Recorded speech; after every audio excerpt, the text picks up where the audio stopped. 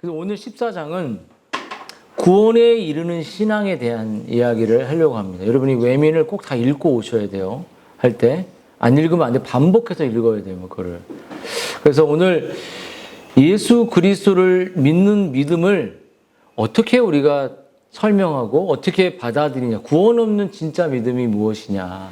그 내용을 오늘 외미는 우리에게 이제 말해주고 있어요. 그래서 존 라일이란 이 목사님은 구원 없는 믿음을 어떻게 설명했냐면, 믿음은 물에 빠진 사람이 그리스도를 붙잡고 살아남기 위해 사용하는 영혼의 손이다, 이렇게 말했어요. 히브리서 6장 18절의 말씀이죠.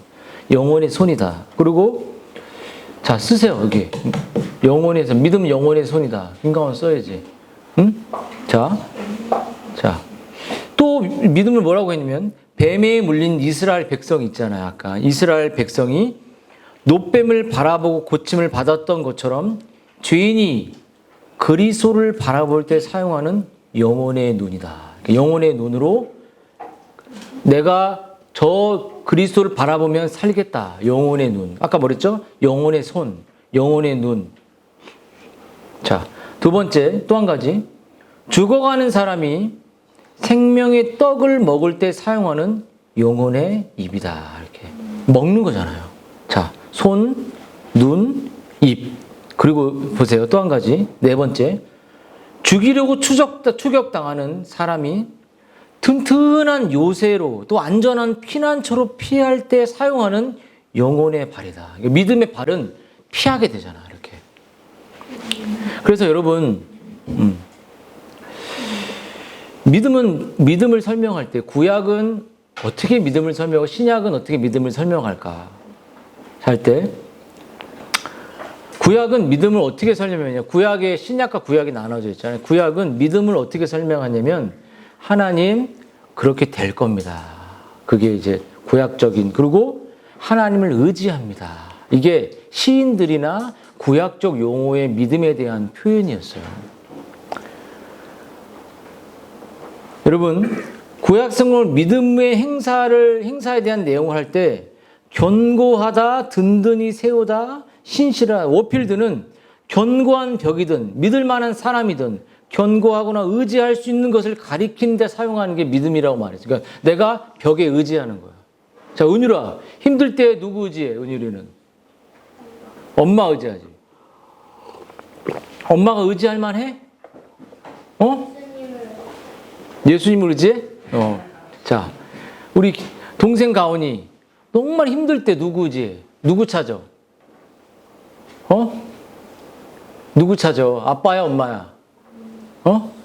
여러분 보세요. 여러분에게 세린 누구 힘들 때 누굴 찾니? 하나님을 찾지. 하나님을 의지하는 거예요. 이렇게 찾고.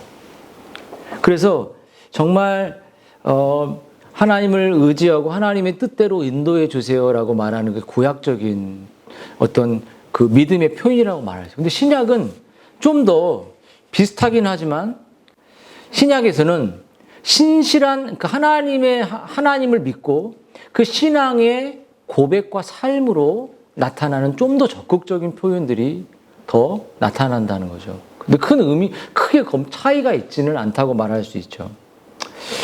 신약에서는 하나님을 향한 신뢰와 믿음을 연결했어요. 그래서 히브리서 11장에도 사라도 힘을 얻었으니 이는 약속한 일을 미쁘신 줄 알았습니다. 라고 이렇게 정말 게랄드 보스라는 성경신학자는 믿음은 자신을 의지하는 것을 포기하고 그리스도를 의지하는 것이다. 이렇게 말했어요. 그러니까 자기 의지를 포기하는, 남편 의지, 아내 의지, 자녀 의지를 포기하고 누구를 의지하냐? 그리스도를 의지하는 것이. 히타 좀 줄여줄래? 더 덥네요. 자, 감사합니다. 그래서 그럼 여러분, 이렇게 구약과 신약의 믿음이 이런 것이라면 구원 없는 믿음이 아닌 건 뭘까요?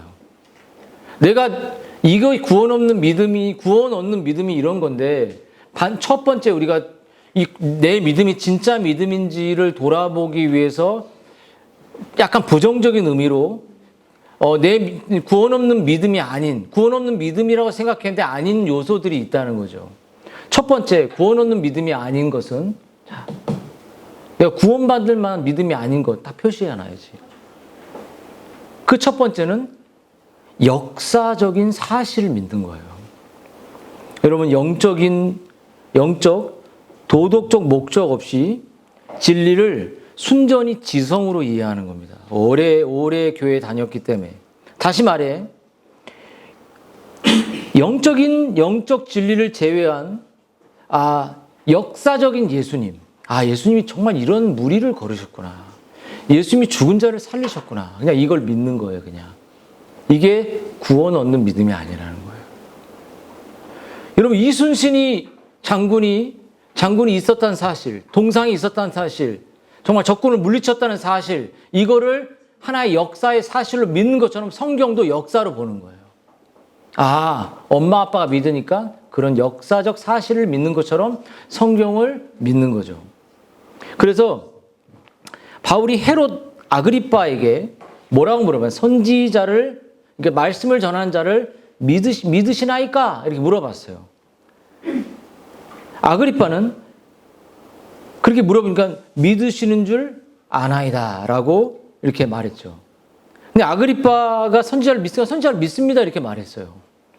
근데 바울이, 여러분, 그런 아그리빠의 믿음은 참된 믿음이 아니라고 말해요, 성경은. 그래서 토마스 왓슨은 하나님의 진리에 대한 동의가 있어요. 내가 남편이 이야기하니까 맞아요, 동의할 수 있습니다. 아내가 얘기하니까 맞아요, 동의할 수 있어요. 교사가 얘기하니까 동의할 수 있습니다. 하지만 마음에는 은혜의 역사가 없는 것이 가능한 상태에서 동의합니다. 아멘 이렇게 말할 수 있다는 거예요. 그거는 진짜 믿음이 아니라는 거예요. 진짜 믿음이 아니면 그거는 가짜 믿음이라는 거죠. 정말 구원 얻는 믿음의 모습이 아니라는 거예요. 이 사실을 여러분 기억하고 내 믿음이 참된 믿음인지를 돌아보고 확증하라 그랬어요, 바울이. 네가 참된 믿음에 있는지 네 자신을 돌아보고 확증하라, 확신하라 그랬어요. 언제까지 그런 거짓 믿음 속에 빠져서 자기의 자아에 빠져서 살아가게 되면 결국 망하게 되는 거예요. 망하지 말라고 우리가 여기서 모여서 이렇게 하는 거죠.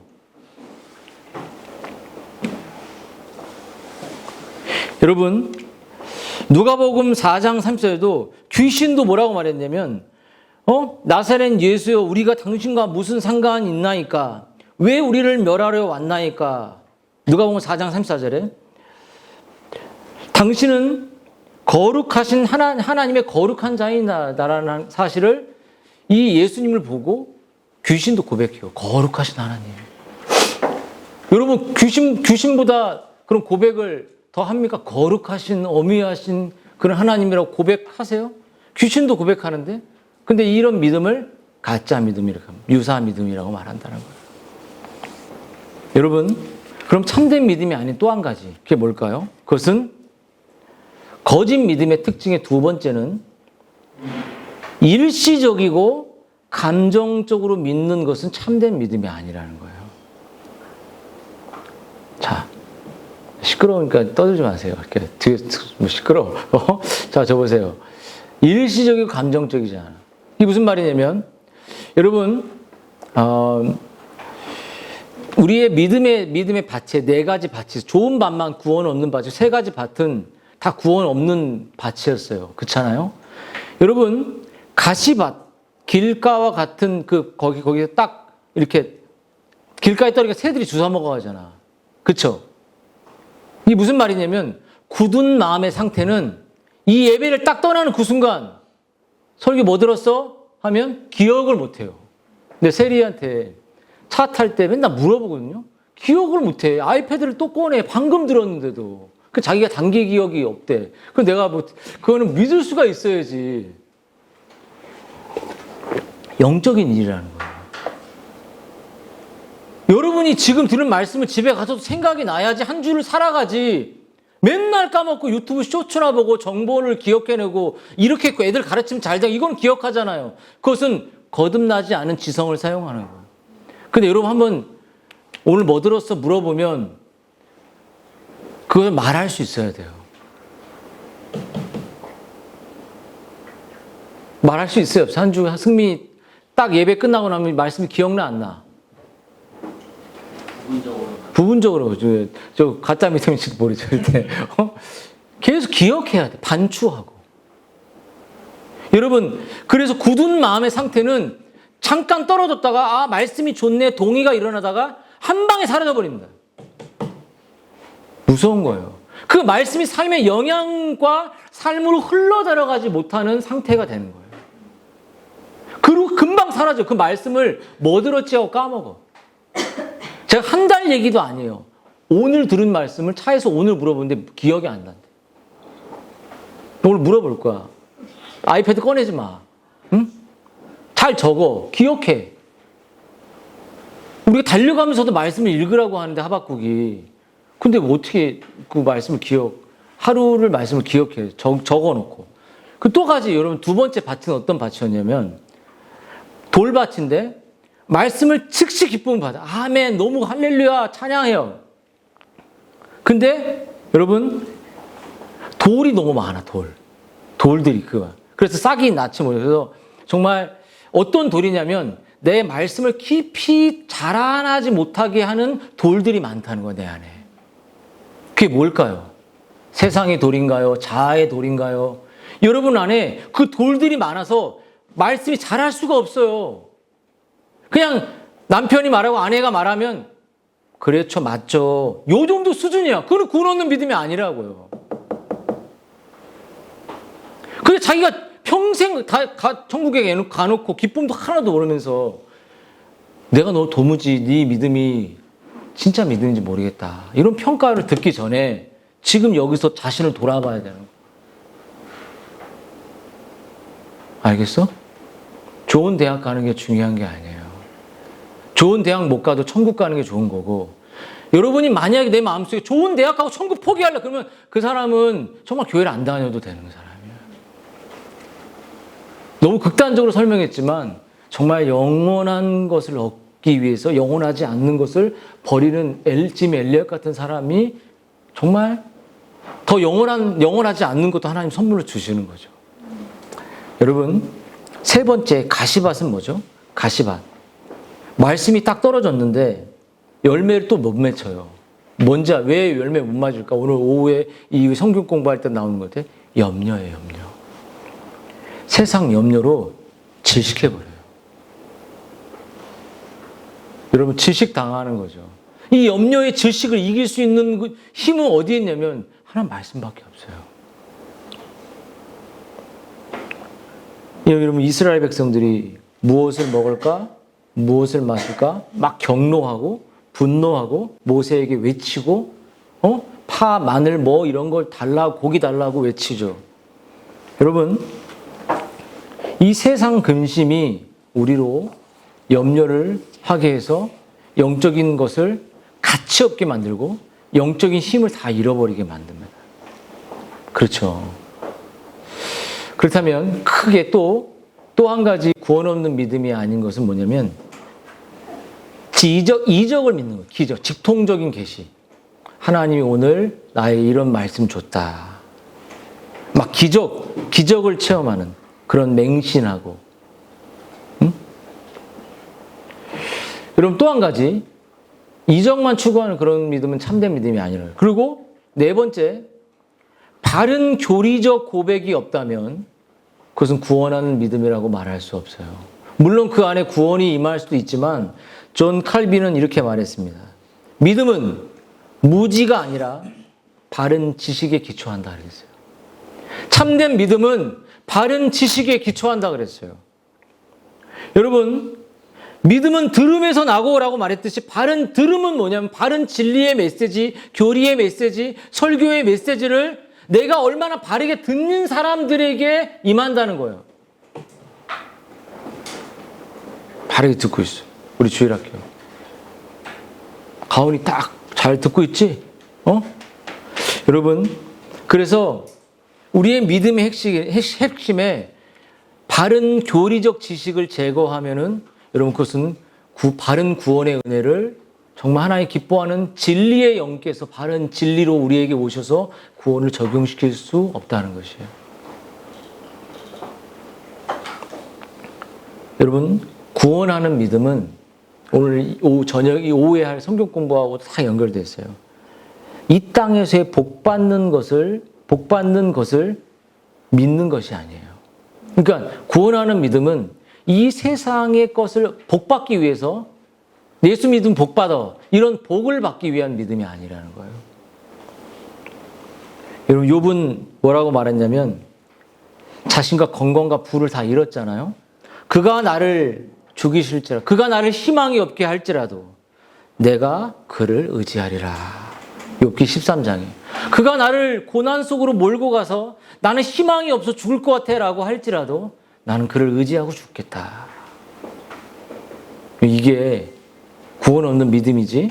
정말 예수 믿으면 자녀가 잘 될 거야, 예수 믿으면 정말 우리의 인생이 잘 될 거야, 그런 복을 바라보고 하는 사람 구원 없는 믿음이야. 기복적인 믿음은 구원 없는 믿음이라고 말할. 뭐 그들이 다 구원이 없다라고 판단하는 게 아니라 성경적인 믿음이 아니라는 거예요. 여러분, 구원 없는 믿음이 아닌 또 한 가지는 기도문을 외우거나 사도신경을 외우거나 막 몸에 동작을 해서 막 이렇게 막 하고 막 때리고 막 이런 것도 구원 없는 믿음이라고 말할 수 없죠. 그럼 여러분, 구원 없는 믿음이 뭘까요? 이제 중요한 핵심이죠. 구원 없는 믿음이 뭘까? 적어야지. 구원 없는 믿음. 그러니까 정말 이 진리를 잘 들어야 돼. 여러분, 오늘 외민 신앙고백서 14장 1항엔 이렇게 말합니다. 믿음은 믿음의 은사로 말미암아 선택자들은 믿어 그 영혼을 구원받을 수 있게 되는데 라고 말했듯이, 여러분, 은사라는 것을 다시 말해 원문엔 그레이스입니다. 은혜예요, 은혜. 여러분, 그래서 우리의 믿음의 근원이 어디에 있냐? 믿음은 어디로부터 받냐? 내가 노력해서 받아? 아니면 정말 내가 교회 열심히 다녀받아? 하나님의 은혜로 받는 겁니까? 하나님의 은혜로 받는 거예요.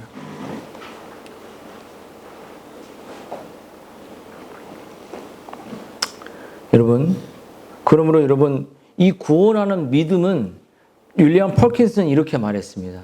구원하는 믿음은 그 자체로 볼 수 없고 아직 나타나지 않는 것들을 믿는 자의 마음에 아주 생생하게 제시해 그로 하여금 믿음의 눈으로 저 보이지 않는 것들을 현재적으로 보고 누리며 즐거워하는 능력과 속성을 가지고 있다.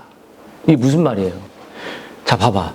천국이 보이냐 안 보이니? 가온아, 안 보이지. 예수님 보여 안 보여? 안 보이지. 시온아, 예수님 보여 안 보여? 안 보이지. 보이면 사랑할 거야? 어때?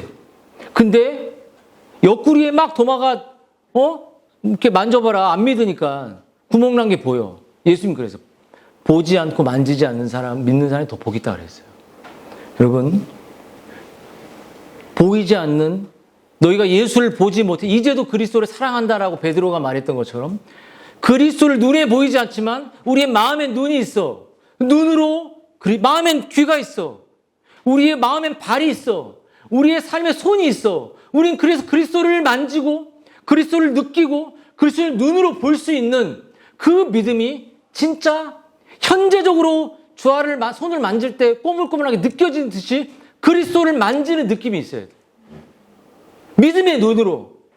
오늘도 내 예수님이 나를 위해 못 박힌 그 손바닥을 만질 수 있는, 볼 수 있는 믿음의 눈을 현재적으로 갖고 살아가는 것, 그게 구원 얻는 믿음의 첫 번째 특징이라.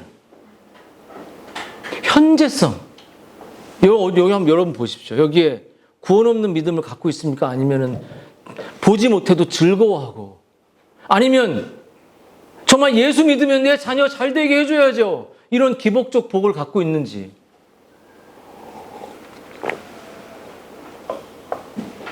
그래서 현실의 삶에서 이 기쁨과 경건을 밖으로 드러낼 수밖에 없는 거예요. 한번 이 공동체에 정말 구원 없는 믿음을 가진 사람이 보이나 안 보이나요? 안 보여? 어떤가요? 누구 하나 지목해봐요. 없어요? 자, 또 구원하는 믿음에 대한 게랄드 볼스가 이런 말을 했어요. 믿음은 우리가 아직 소유하지 않은 것들을 실제로 존재한다는 것을 우리의 삶으로 증명하는 것이다.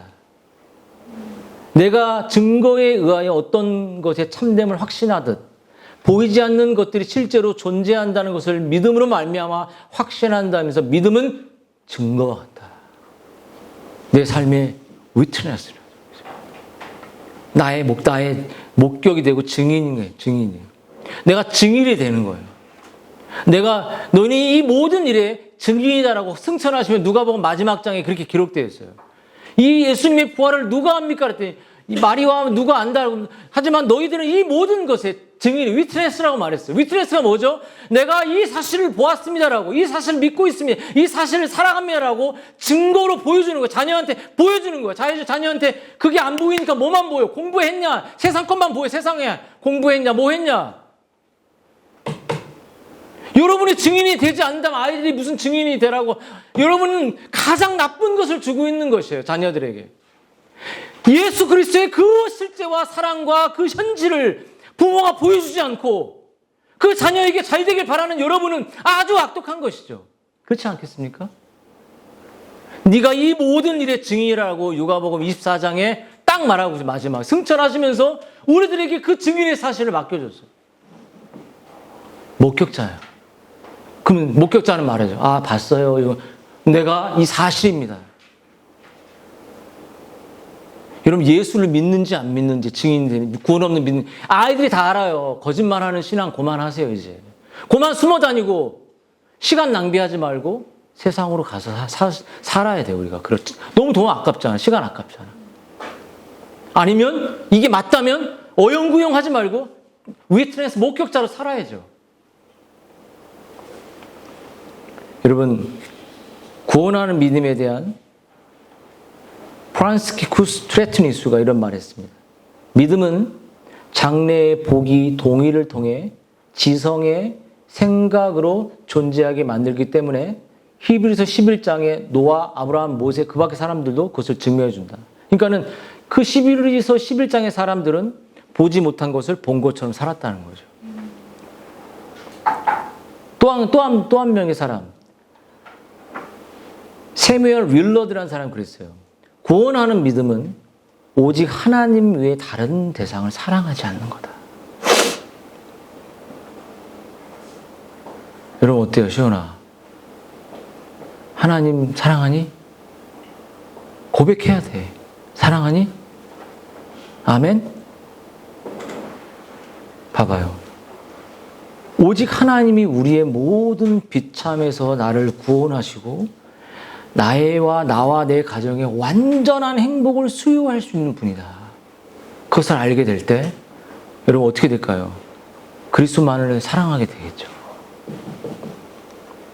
여러분, 그러면 구원하는 믿음의 실제적인 특징이 뭘까요? 특징. 이런 구원하는 믿음이 이런 거 실제 특징은 구원하는 믿음은 구원자 그리스도를 그냥 맹목적으로 믿는 게 아니라 사랑하게 됩니다. 그렇죠?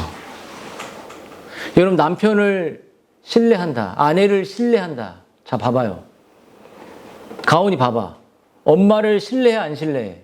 신뢰란 말이 뭔지 알지? 그럼 신뢰 안 해? 엄마를 사랑해 안 사랑해? 사랑하지.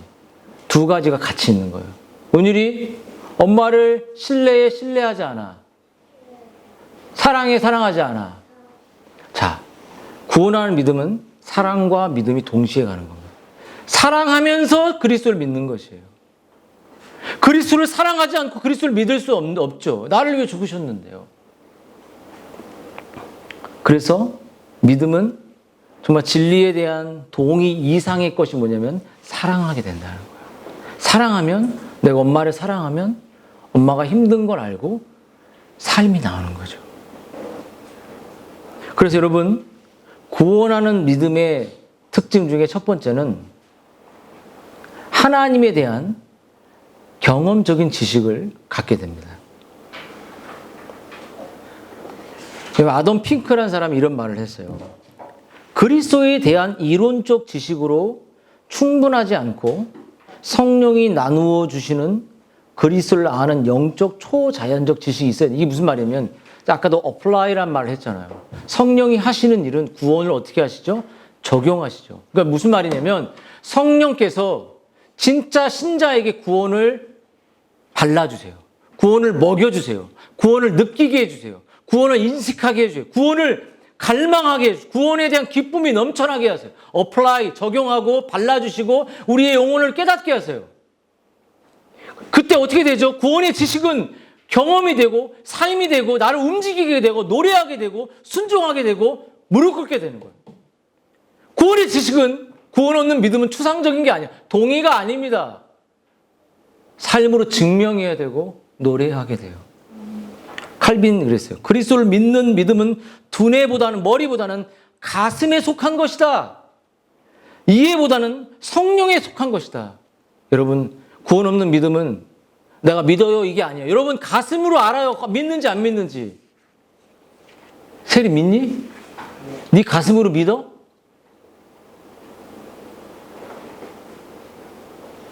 가슴으로. 엄마를 머리로 안 믿잖아요. 머리로 사랑하지 않잖아. 그렇듯이 하나님을, 그리스도를 가슴으로 아는 거야. 가슴으로. 내 가슴이, 내 믿음이 숨쉬는 거야. 여러분, 토마스 굿이 이렇게 말했습니다. 구원 얻는 지식은 자연이 죄 때문에 어두워진 지성으로 보는 것과는 다른 종류의 것이다. 불신자는 귀머거리다. 장님이다. 이렇게 말했어요. 음악의 원리를 연구할 수 있지만 아름다운 화음을 들을 수는 없다. 하지만 중생한 자의 영혼은 새로운 눈과 귀를 갖게 된다. 그러니까 새로운 눈과 귀로 하나님을 듣는 거예요. 말씀을 통해 하나님의 임재를 경험하는 겁니다. 여러분, 제가 이 얘기하는데 별로 생동감이 없는 것 같아. 어떻습니까?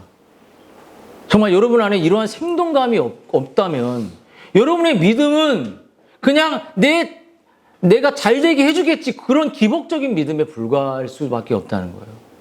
정말 내 하나님의 구원의 엄중한 아름다움과 내 염려가 비교될 수 없는, 충분히 이겨낼 수 있어요. 충분히 뛰어넘을 수 있어요. 충분히 하늘의 기쁨으로 세상의 염려를 이길 수 있어요. 그것이 성경의 이야기. 그것을 살아내는 게 우리들의 삶의 의무고 기쁨이죠. 여러분, 저나 에드워드는 성령의 조명은 신앙에 속한 것들이 지닌 신적인 최상의 탁월함을 아는 참된 지각, 하나님과 예수 그리스도와 구속 사역의 탁월함을 우리에게 보여주신다. 여러분 정말 이런 경험이 여러분에게 구원 없는 믿음에 대한 생생함이 있는지 자신을 좀 돌아봤으면 좋겠습니다. 여러분, 또 한 가지 크게는 구원 없는 믿음은 하나님의 말씀에 대한 복종의 동의로서의 구원하는 믿음이라는 거예요. 여러분, 토마스 멘토는 이렇게 말했습니다. 구원 없는 믿음은 지적인 동의만이 아니라 실천적 동의다. 여러분, 뭐죠? 삶이 없는 동의는 그냥 동의하지 않는다고 말해야 돼요. 삶이 있는지 여러분 물어보십시오. 변화가 있어야 돼요. 변화가. 끝없이 계속 자기의 세계만 갇혀 있는 게 아니라 변화가 있어야 됩니다. 그래서 칼빈은 믿음으로 하나님 말씀을 받는다는 것은 말씀이 머리 끝을 스치고 지나가는 것이, 끝을 탁시 오늘 깨닫는 것 같아, 도파민이 살짝 오는 그 정도가 아닙니다. 마음 깊은 곳에 뿌리를 내리고 그것을 실천하는 것에 있다. 여러분, 그래서 말씀을 흡수하고 실천하는 거예요. 여러분, 제가 우리 아이한테 아빠가 이걸 할 거니까 조금 이걸 해놓거라. 가온이가, 누군가가 우리 아들, 딸이, 예, 아빠 제가 해놓을게요. 집에 가니까 안 해놨어, 아예. 여러분, 우리 실천하는 거. 여러분, 구원하는 믿음 또 한 가지 뭘까요? 그리스도에 대한 확신, 그리스도의 사랑과 확신과 즐거움이 있는 것이 구원 없는 믿음이라는 거예요.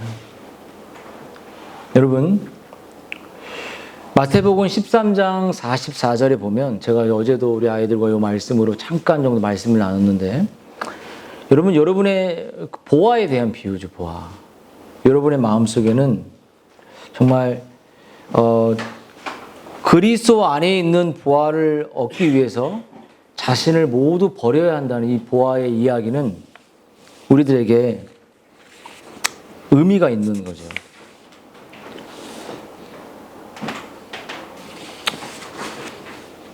여러분, 보아의 이야기가 뭘 말할 거예요? 보아가. 이 보아를, 땅을 파다가 보아를 발견했는데 숨은 보아가 있는 거예요.